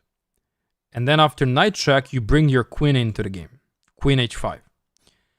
Obviously, they're going to come back on g8 after the knight check, and then your queen joins the game, queen h5. So to follow slowly, bishop takes, king takes. Knight jump check, king goes back, and then we involve our queen on h5, where knight and queen together are creating the problem on h7. So now there is only one little problem with that.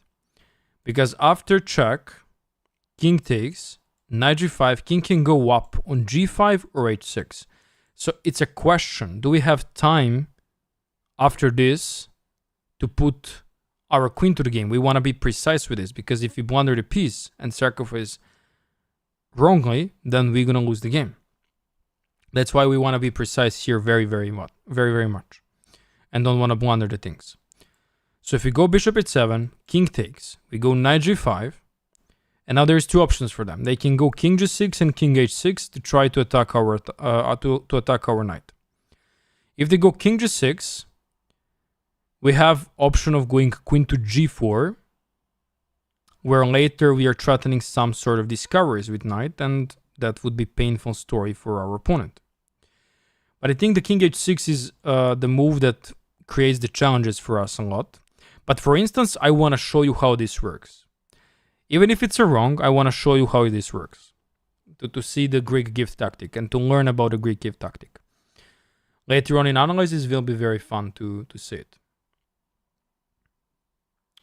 I like to get my opponent on the Greek gift maneuver, sometimes with the rook lift too. Yeah, rook lift is also attractive, but you have to position your rook on e1 for that, or to have already h4 and then to go rook lift with that. That's a little bit advanced for people on this level. People don't know even the tactic about bishop takes h7, but this is actually a very popular thing. You must know this.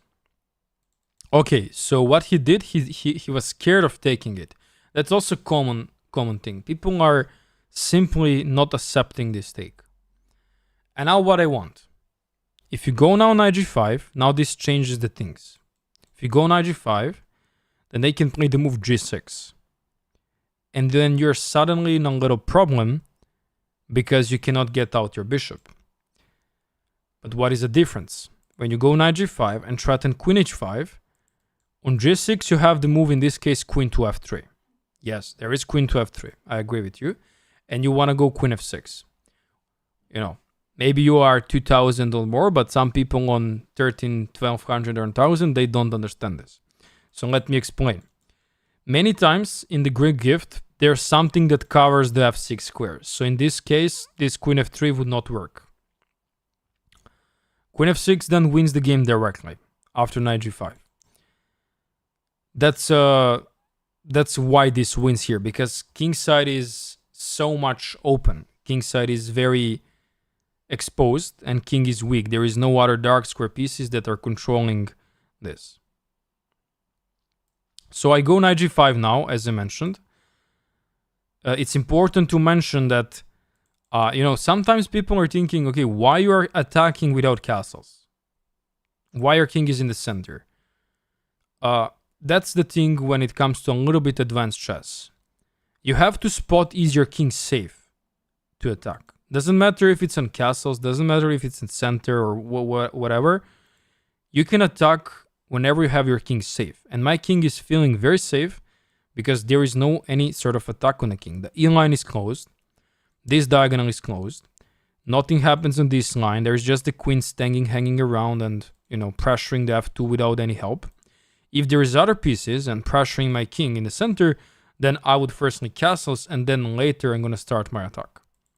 But now I'm free to go because after I play queen h5, the queen on b2 is not staying. So I'm not in a trouble of losing my rook or something.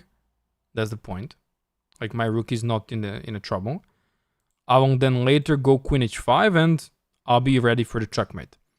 Certainly here, if the queen is on b2, then rook will hang and I'll lose the game. I will lose the rook and most probably he won't generate enough counterplay. And now the good question is if now queen b2. Yeah. Then we're going to go directly with a move bishop to b1. Or we're going to just drop our bishop all the way back and create the option for queen h5. Or we can start with rook c2, which is another very good move. Because if queen b2, then rook c2 is nice intermezzo. It's counterplaying the queen. It's direct threat. This is the second calculational priority move. First ones are forcing moves and captures. Forcing moves are checks and captures. Yeah, you see, he played the move f6. So this is an interesting move. Because he wants to take the pawn or take the knight and open the pressure to give me a checkmate. But what this forgets is the move queen h5. Queen h5 is now directly almost winning the game. There is no any other angle of defense after this.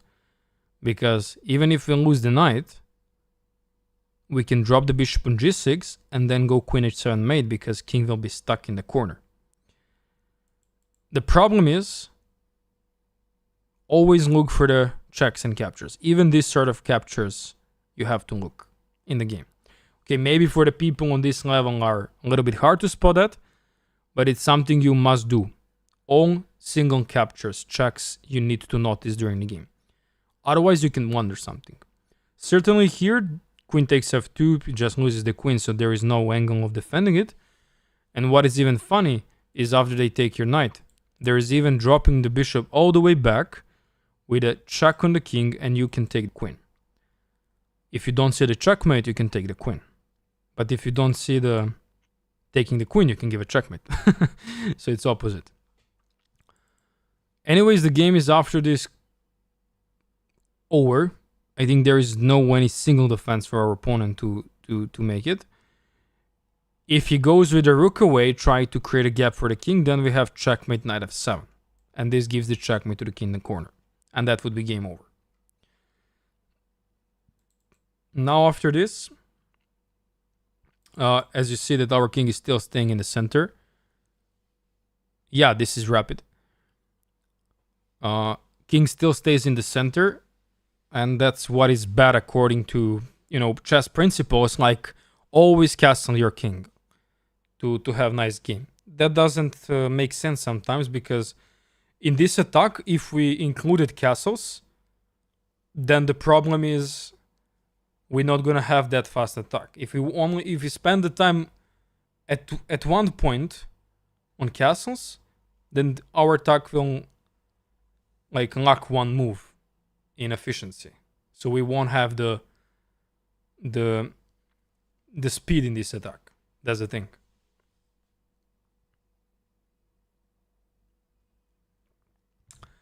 Guys, follow the channel.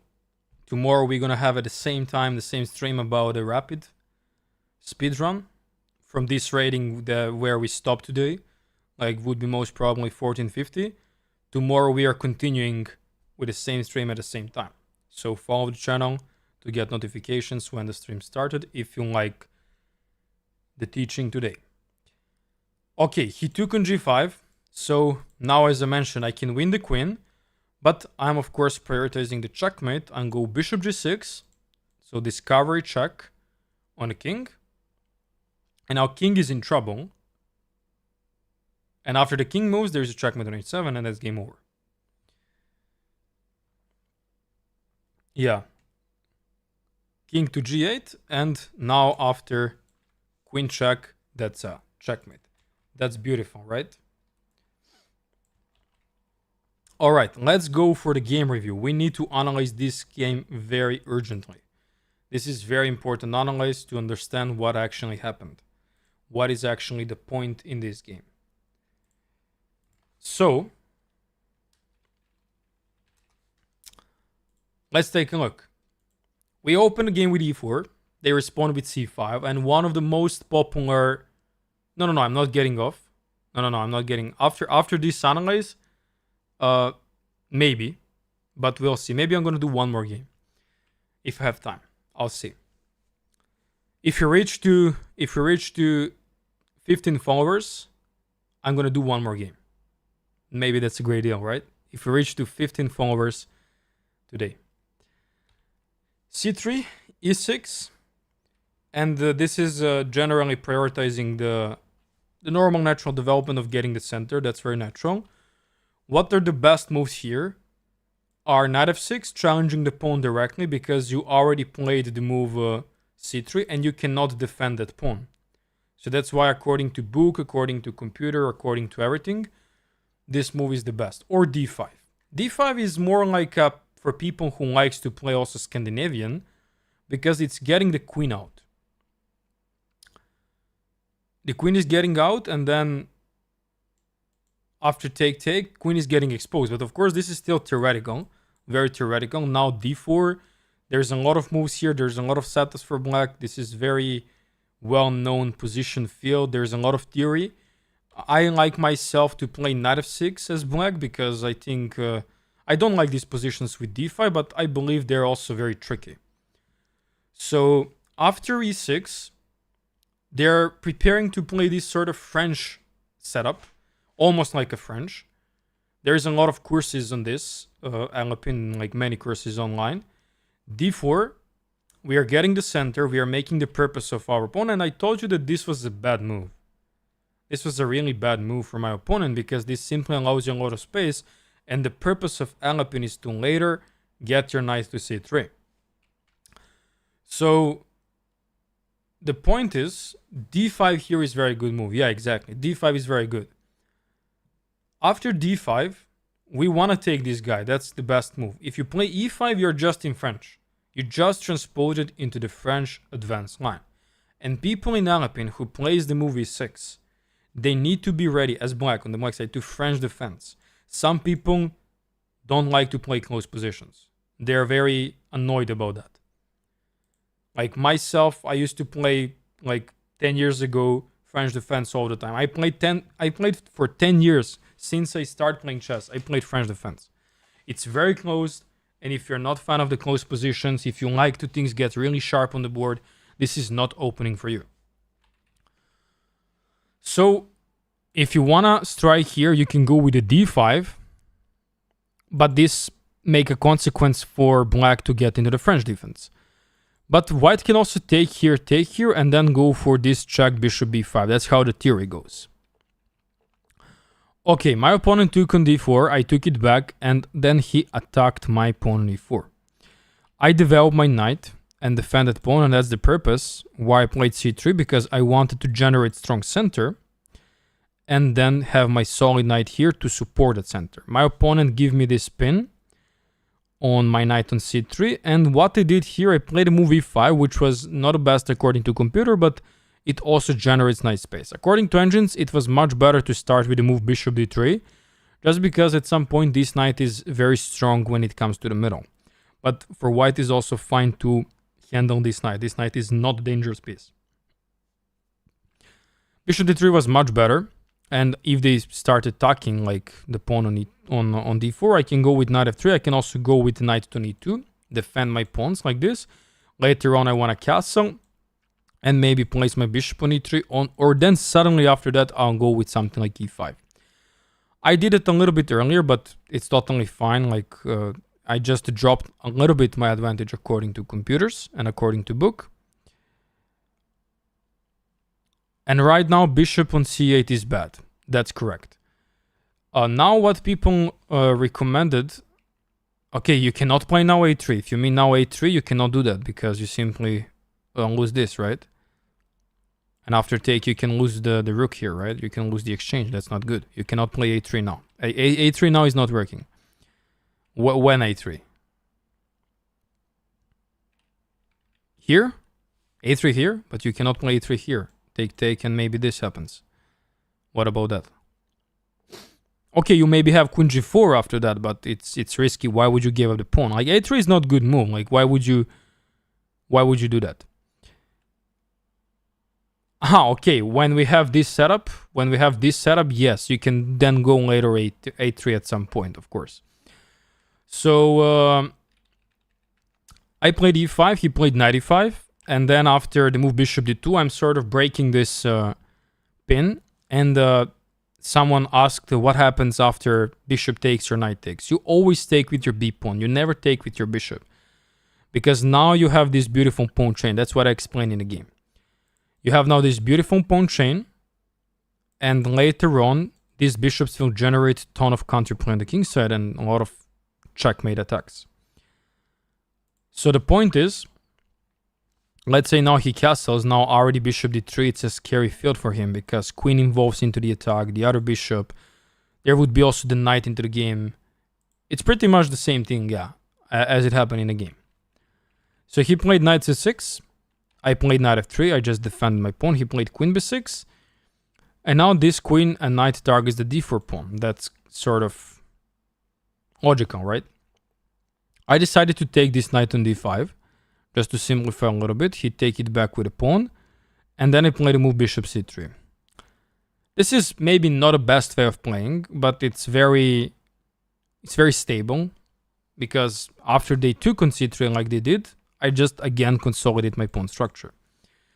What would be better, instead of taking on d5, is to now go a3 or to place my bishop somewhere into the game, like bishop d3 or maybe even bishop c4. I should not panic about this pawn here, because now simply they lose this knight on d5, and after pawn takes d5, I have knight takes d5. And I attack the queen, I attack the bishop, I still pressure the knight, I still have so many pressure on his pieces. If you go now for some most natural development, like let's say bishop takes here, we take back with queen, they take our knight, we take it back. Now this position is almost collapsing for them, because they don't have great idea how to defend c7 from the fork. If they go queen c6, there is rook c1, and then after that knight c7 is coming. This requires a bit of calculation, as you see. So I didn't want to complicate anything and to create confusion in your calculation. You could also play the move a3 like someone recommended earlier. And after bishop takes, b takes, and again we're in the same field, this just costed you one tempo to burn on this move a3. Like anyway, he could be prepared to take you, but when you play a3, then he will take you maybe. But we enter to something similar to this position, and now he played the move queen b2. I told you that this move queen b2 is harmless. It's looking danger because it's targeting your pawn here, your rook, your pawn, and it's creating some target, but it's eventually queen alone can't do anything job alone.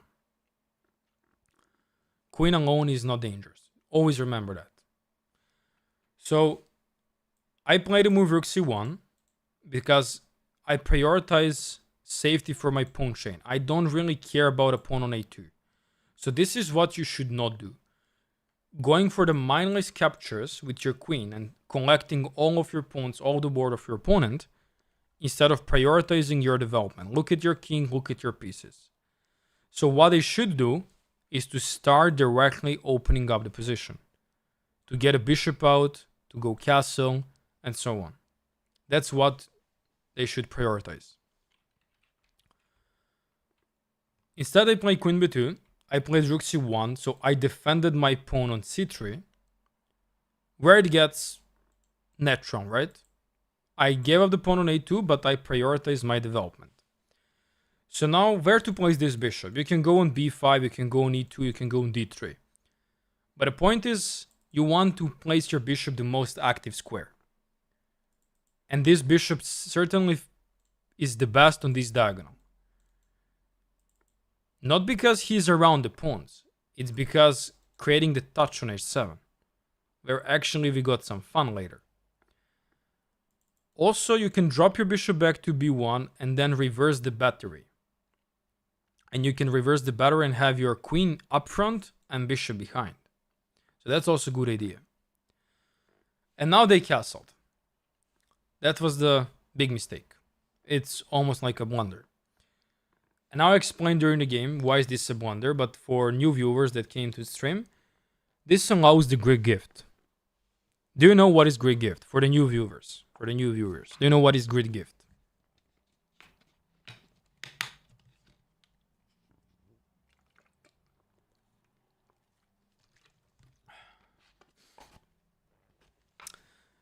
Greek gift tactic happens when you sacrifice your bishop on h7, but you need a good follow-up for that.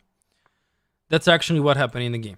I sacrificed my bishop, not because I want to sacrifice, like I need to sacrifice the bishop for the pawn. It's because creating the angle to my queen to get in. And now what's the point? After the king takes this bishop, which didn't happen in the game, I go knight g5 check. And when the king goes back, my queen comes to h5, and now there is unstoppable checkmate on h7. So the very big problem is how black can handle this checkmate. So now what happens here? How people are forgetting, now this is a little bit more advanced stuff, but I want to explain it to you. How people are forgetting that Greek gift sometimes doesn't work, because people are getting so attracted, oh, there is Greek gift, let's sacrifice. Because they learn this tactic, and now they go, oh, I want to sacrifice now. So when this Greek gift doesn't work if they have any sort of help on this diagonal. So if they can place the bishop on f5, Greek gift doesn't work. If they can place the queen on c1 or b1, the Greek gift doesn't work. If they can bring the knight to f6, Greek gift doesn't work. In this case, none of this works. Knight on f6 is not there, bishop on f5 is not there, queen on c2 is not there. All of it's prevented. Bishop is closed, knight cannot come here, queen cannot come on c2, so the tactic is working. And that's why Greek gift worked in this case. Where my opponent could be more challenging for me, at which point he could create a challenge for me to not give him a checkmate that fast. Because in the game he didn't accept the sacrifice, which is logical, like he was scared to take.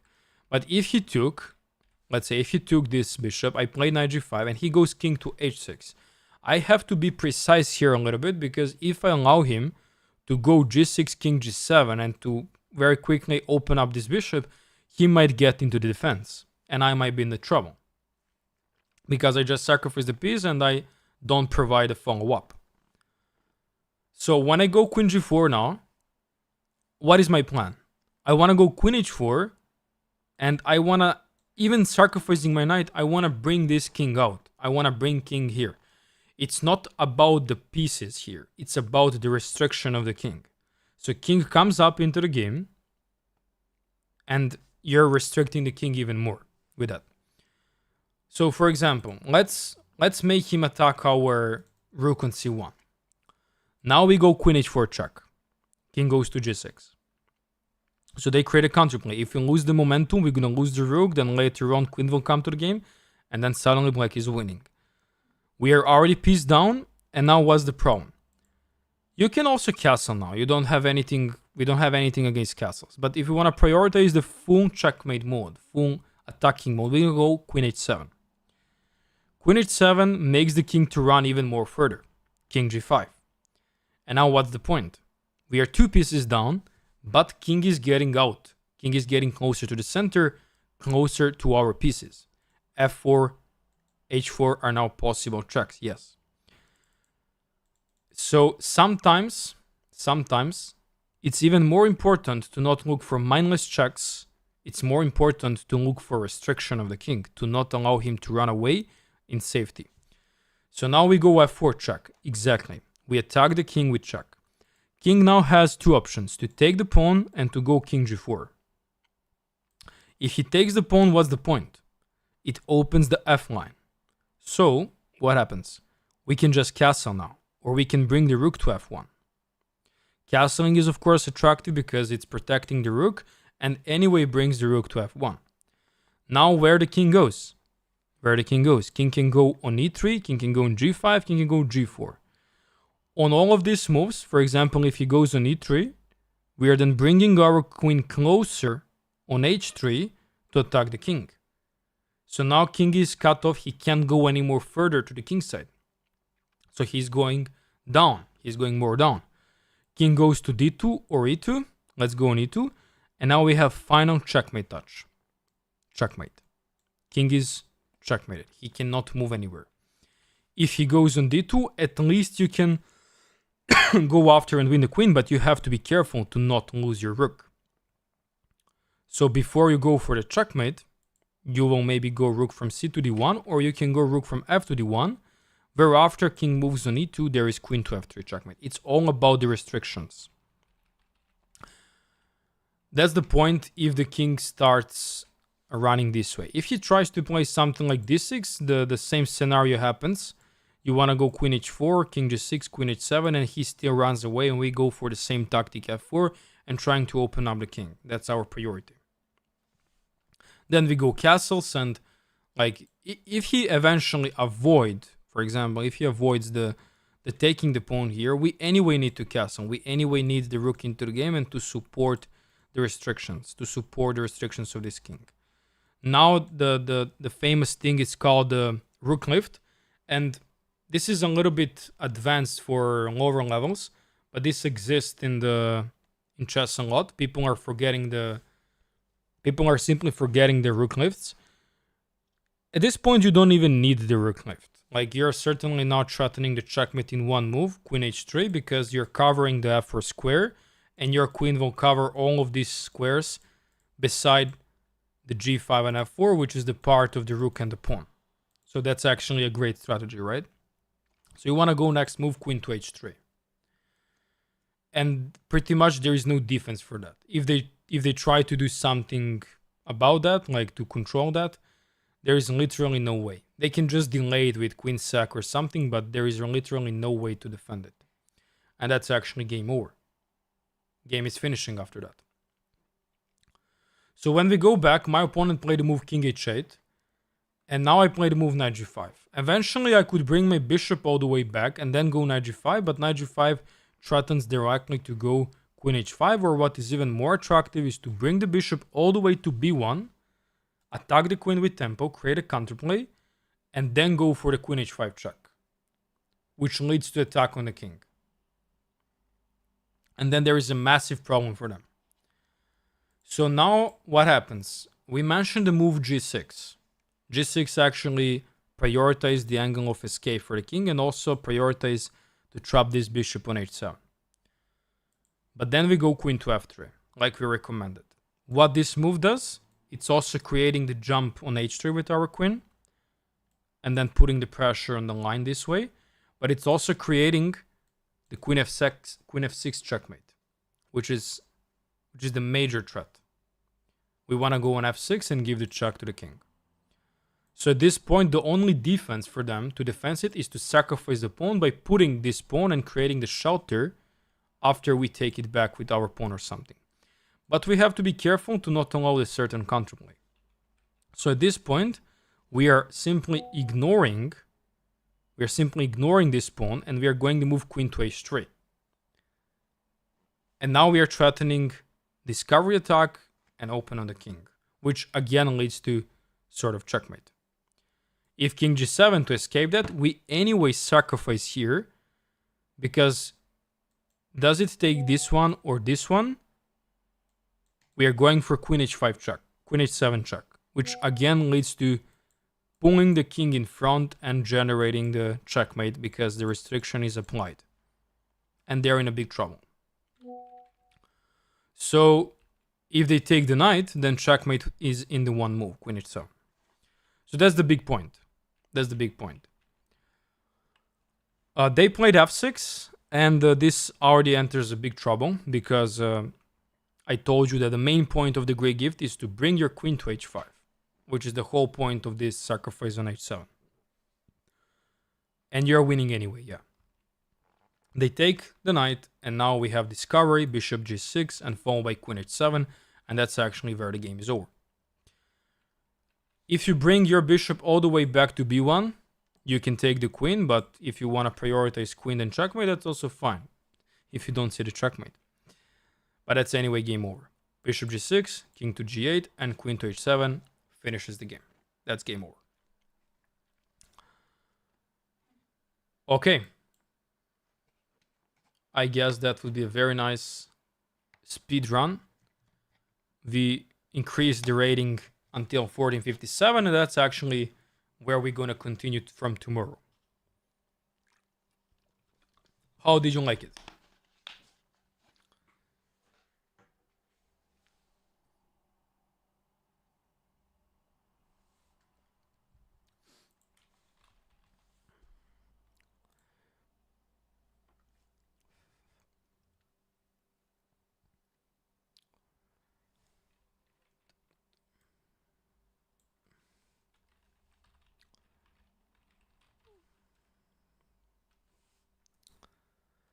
All right.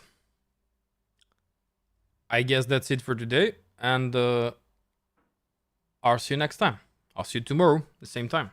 See you. Bye.